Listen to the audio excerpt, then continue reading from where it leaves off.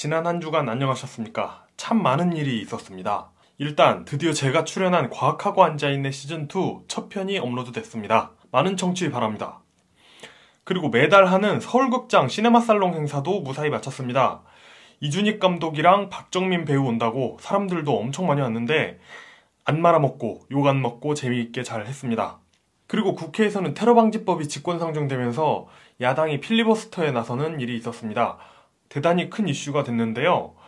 결과에 어찌됐든 매우 의미 있는 사건이었다고 생각합니다. 그리고 필리버스터가 진행되는 와중에 또 하나의 놀라운 사건이 터지게 됩니다. 그건 바로 지구 멸망의 전조라고 여겨졌던 레오나르도 디카프리오의 아카데미 나무주연상 수상이 현실 세계에서 벌어지게 된 겁니다. 나일강이 피로 물들고 죽음의 천사가 첫째 아들들을 데려가고 레오나르도 디카프리오가 오스카상을 타는 것이 일반적으로 지구 종말의 전조로 받아들여지고 있었는데 말입니다.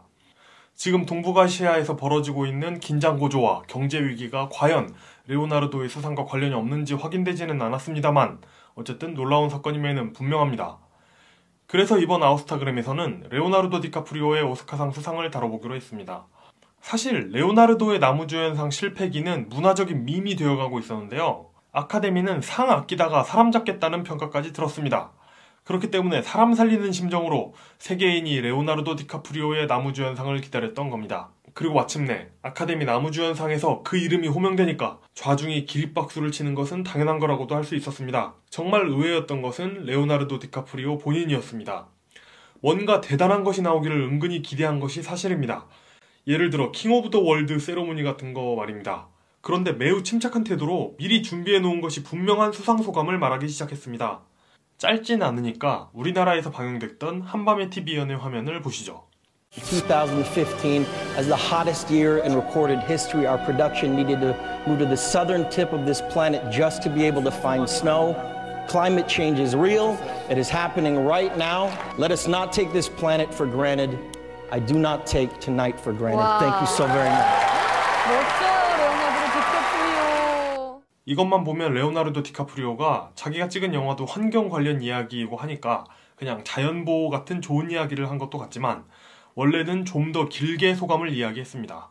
감사할 사람들에게 감사를 바친 레오나르도가 한 이야기 전문은 이렇습니다. 마지막으로 이 이야기를 하고 싶습니다. 레버넌트 제작은 인간과 자연의 상호작용이었습니다. 2015년은 역사상 가장 온도가 높았던 한 해였습니다. 우리 제작진은 눈을 찾으려고 지구의 남쪽 끝까지 가야 했습니다. 기후변화는 사실이고 지금 이 순간 벌어지고 있습니다. 이건 인간이라는 종합에 닥친 심각한 위협입니다. 우리는 망설이지 말고 힘을 합쳐 이 문제를 해결해야 합니다. 우리는 거대한 오염 유발자들이 아닌 지구촌을 살아가는 사람들의 인간성을 이야기하는 지도자를 지지해야 합니다. 기후변화에 가장 큰 피해를 입을 수십억에 불우한 사람들에게 말입니다. 우리 아이들의 아이들, 그리고 저 불우한 사람들의 목소리는 탐욕의 정치로 인해 묵살되곤 했습니다. 오늘 밤 이 놀라운 시상식에 감사드리며 우리가 이 행성을 당연하게 받아들이지 않도록 합시다. 저도 이날을 당연하게 받아들이지 않겠습니다. 대단히 감사합니다. 느끼셨겠지만 상당히 정치적인 발언입니다. 사실 미국에서는 한국인인 우리가 느끼는 것보다 더 정치적으로 받아들여질 수 있습니다. 미국에서 폴루터 대신에 인간성을 지지하자는 말은 매우 간단하게 말해서 민주당을 지지하자라는 소리와 똑같은 것이기 때문입니다. 그러니까 그냥 자연보호나 휴지를 줍자, 착하게 살자 같은 있으나마나한 좋은 소리를 한 것이 아니고 다가올 선거에서 민주당 후보를 찍어주자는 상당히 직접적인 선거운동을 한 거라고 봐야 합니다. 공화당 후보가 환경운동하는 거 봤습니까? 혹자는 레오나르도 디카프리오가 버니 샌더스를 지지한다고도 합니다만 그것까지는 잘 모르겠습니다. 그런데 한밤의 TV연예에서 이 소식을 소개하던 허지웅 씨는 레오나르도 디카프리오의 수상소감이 마음에 들지 않았나 봅니다. 환경 얘기 뭐하러 하는 거야? 온난화 얘기하더라고. 사실 이 영화 자체가 어떤 자연과 인간의 어떤 교감 같은 부분이었기 때문에 뭐 적절했다는 또 생각도 들어요. 곰 얘기도 하지 왜? 아카데미 시상식에서 환경 이야기가 뭐하러 하는지 모를 이야기라는 것이 허지웅 씨의 의견으로 보입니다. 저는 허지웅 씨가 레오나르도 디카프리오의 수상소감이 가진 함의를 파악하지 못할 사람은 아니라고 봅니다.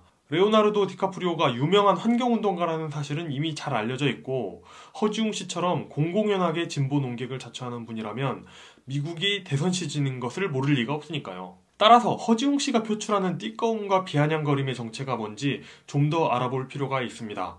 다행히도 허지웅 씨는 여러 차례 인터뷰와 기고를 통해 자신이 띠꺼워하는 경우를 언급했습니다. 그의 생각이 가장 잘 드러나는 인터뷰를 꼽자면 2013년 스트리트 H 정지현이 만난 사람들에서 허지웅 씨는 가치관이 다른 사람을 만나면 자꾸 조롱하고 싶기도 하고요. 그렇지만 되도 않는 말을 들으면 참을 수가 없어요. 라는 말을 합니다.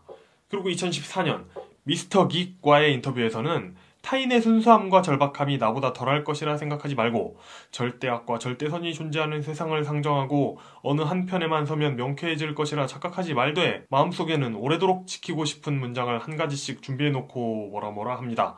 자, 여기에 드러난 그의 문제의식이 이번 환경운동 비아냥 사건에 주도적인 역할을 했다고 가정을 해봅시다. 그러니까 요약하자면 레오나르도 디카프리오가 환경에 관심 없는 사람들을 절대악으로 상정하는 되도 않는 말을 아카데미 시상식에서 하니까 조롱하고 싶은 마음을 참을 수 없다 정도로 해석할 수 있겠네요. 뭐 아닐 수도 있죠. 재미있는 점은 허지웅 씨야말로 정치적 발언을 매우 즐기는 사람이라는 겁니다. 심지어 레오나르도 디카프리오의 수상 소식도 필리버스터를 보다가 알았대요. 그리고 레오나르도 디카프리오를 조롱하는 허지웅 씨의 화법은 필리버스터를 조롱하는 종편의 화법과 묘하게 맞닿아 있습니다. 지구를 지키자는 발언을 비우는 허지웅 씨의 의견과는 별도로 레오나르도 디카프리오의 수상은 대단히 축하할 일입니다. 그리고 수상 소감도 대단히 감동적이었어요. 폐쇄된 생태계인 지구에서 환경을 돌보지 않으면 우리는 멸종할 겁니다. 시기가 문제일 뿐이죠. 이런 당연하고 중대한 문제가 논란의 소지가 되는 상황에서는 허지웅 씨가 2015년 9월에 시내21에 쓴 병든 자들의 사회라는 칼럼을 인용하면 좋을 것 같습니다. 자신을 겨냥한 옳고 그름의 문제를 정치적인 것으로 환원시키는 자들의 멘탈은 늘 같다. 그들은 정치적으로 병들어 있다. 디카프리오 씨의 소신과 열정을 지지합니다. 그리고 대선이 다가오면서 떳떳하게 자신의 정치적 지지를 밝히는 미국인들 부럽습니다. 이번 주 아웃스타그램은 여기까지입니다. 다음 주에 뵙겠습니다. 감사합니다.